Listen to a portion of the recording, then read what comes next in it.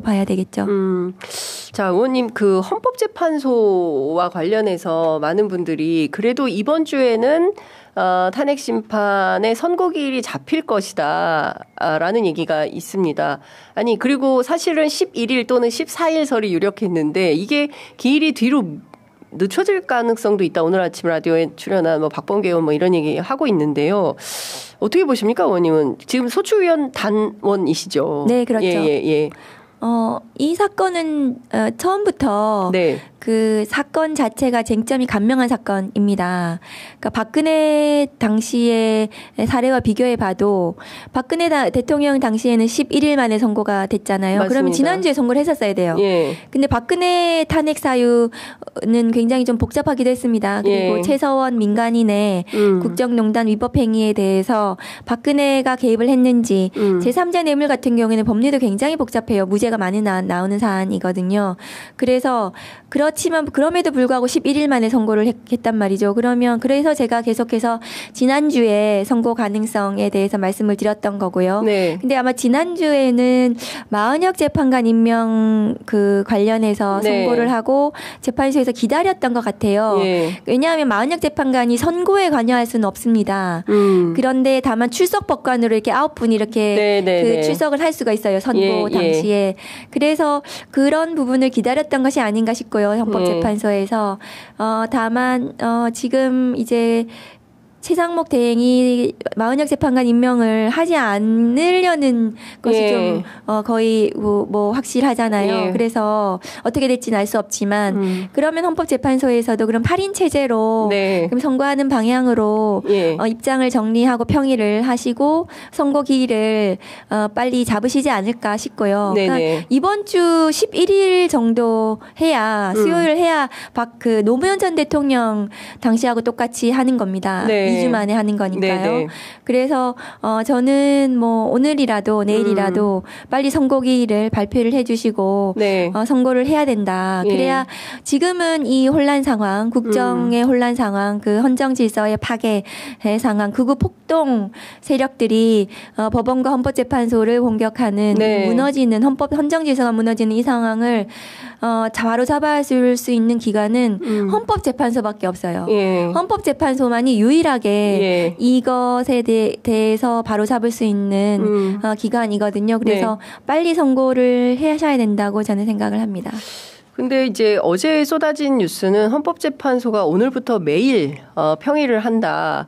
그리고 또 헌재 주변에서는 매일 평의를 해왔었다. 사실은 뭐 이제 이런 얘기들도 있고 또 오늘 아침 박범계 의원 같은 경우에는 이제야 사실관계를 정리한 거다. 그래서 본격적인 평의를 통해서 좀 늦춰질 수 있다. 이번 주 아니라 다음 주로 기일이 늦춰질 수 있다. 왜냐하면 지금 구속 취소에 실질적 영향이 있을 수 있기 때문에 이렇게 전망을 하는데 의원님은 어떻게 보십니까? 구속 취소는 헌법재판에 전혀 영향을 미칠 수 없습니다. 법적으로. 전혀 다른 사안이에요. 전혀 다른 사안이에요. 그러니까 그리고 구속 취소를 한 결정의 사유가 또 구속 기간 관련한 거기 때문에 탄핵 재판에서는 구속 기간하고 아무 상관이 없는 거죠. 그 사실관계가. 그래서 직접 증인들이 모두 나와서 증언을 했고 모든 입증이 마쳤기 때문에 헌법재판소에서 구속 취소에 영향을 받아서 재판관들이 그거 뭐 선고를 다르게 잡고 이렇게 할 수는 없을 거라고 생각을 합니다. 그리고 박범계 의원이 뭐 어떤 정보를 받으셨는지는 모르겠지만 제 생각에는 헌법재판소에서는 이런 건 있을 것 같아요. 그 피청구인 측에서 구속 취소를 빌미로 해서 뭐 여러 가지 주장은 할 수가 있겠죠. 그렇죠. 근데 그 주장에 대해서 헌재에서는 판단을 또 해야 됩니다. 그러니까 일일이 그 주장을 하는 거에 대해서 판단을 안 하고 그냥 넘어갈 수는 없는 거예요.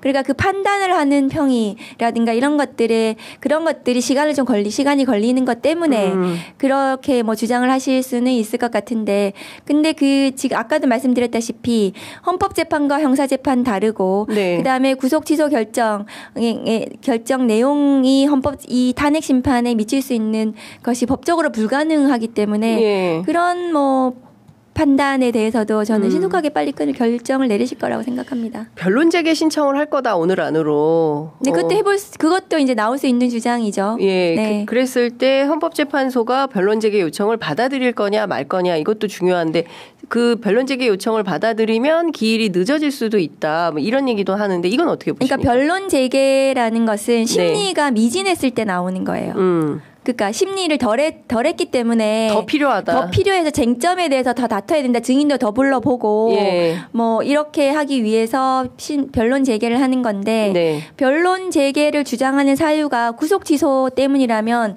변론 재개 신청 사유가 되지 않죠. 그건 사유가 되지 않습니다. 변론 재개를 받아들일 사유가 되지 않죠.